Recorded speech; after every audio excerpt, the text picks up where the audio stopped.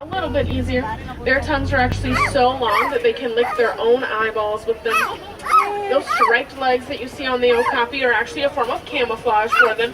It mimics sunlight filtering through the leaves or branches of the brush that they spend their days hiding in. Many other animals in the forest have similar forms of camouflage.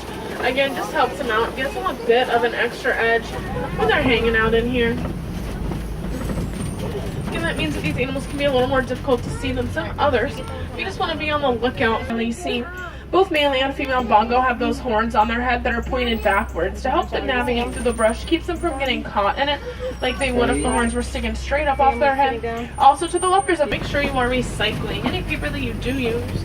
Most bongo have been hit especially hard by that deforestation. They are critically endangered, and it's estimated that there could be about 100 left in their native range. We have left the river, as you might be able to tell, we've left the forest. We're now down by the Safi River. So a lot of animals here spend most of their day in the water, and a lot of that time in the water is actually spent underneath the surface.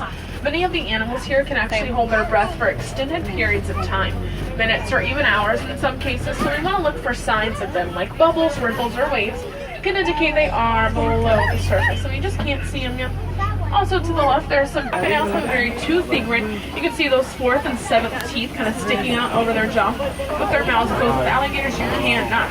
The snout of a crocodile also tends to be more narrow at the tip, whereas the tip of an alligator snout is a lot wider. Their normal diet consists of things like fish and other smaller aquatic animals, but they have been known to take down larger prey, sometimes things like zebra or even other crocodiles.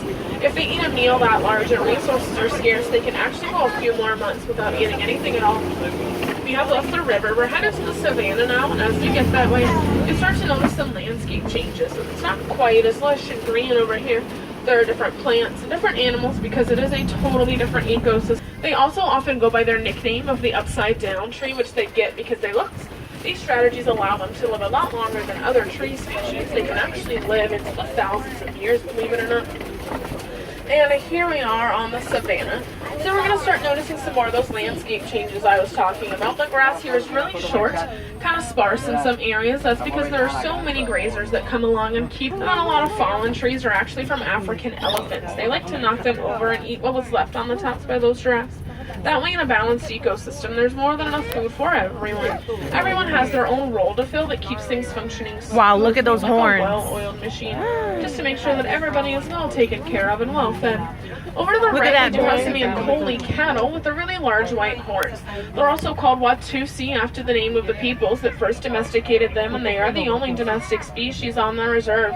Those horns get up to about 3 or 4 feet on either side, and not only are they great back scratchers, it's like their own personal air conditioner.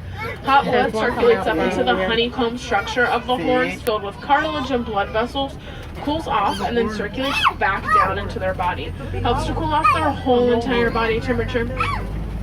Now we want to be on the lookout to the left. There's this den over here that some different animals like to hang around sometimes. You never know what you might find hanging out around here. There has been part of a clan of spotted hyenas hanging out around here recently. See if I can get us a view of some of those spotted hyenas. Now, hyenas are often thought to be related to the dog in the family Canidae. There's one down here to the right-hand side of the cave. But they're actually in their own family, the family Hyenidae. They form a matriarchal society. Their lowest ranking female is still higher than their highest ranking male. Guys, sit down for me. I need you guys to remain seated. Thank you. Because they portrayed as scavengers, but they actually hunt a vast majority of their meals. They only scavenge when it's necessary. To the right, we have a couple of things going on, or the left, excuse me. There's a Maasai giraffe over here, but we're going to see some more, so I'm going to start with the sable antelope in the back. They are the emblem of the Harambe Wildlife Reserve. Male coats continue to darken as they grow with age and dominance. Can go from a chestnut brown to an almost jet black. They were all laying a different direction. That's to keep a 360 lookout for predators. That way, if something approaches from any direction, they've got it covered. Also, another one of those Maasai giraffes to the left on this hill over here. I can tell it's a Maasai because of its spots. They look kind of jagged, almost like someone colored outside the lines. A lot of other giraffe species have different shaped spots, so that's usually the best way to tell them apart. They get up to about 20 feet tall. Their babies can be born about 6 feet tall. They can stand and walk within the first hour of birth. That allows them to help keep up with the tower, which is what a group of giraffes is called, to avoid predators and things like that. Giraffes do eat most of the day, and they sleep about 30 minutes to an hour and a half each day, and most of that will be done standing up with their eyes open. They're much more susceptible to predators when they're laying down. A lot of muscle packed into those tiny little bodies. And these white-bearded wildebeest are the second most densely packed mammal in the world. They're second only to humans. During the migration season, up to 1.5 million of them will gather and travel up to 1,000 miles to look for fresh food and water. Their babies can stand and run within 15 minutes of being born. That's to help them keep up with the herd to avoid predators. So they have those giraffe beat by about 45 whole minutes.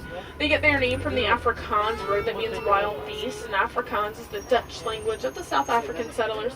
But they are pretty docile unless provoked. Instead, the name just beat. So a lot of these animals are much larger than they appear from up here.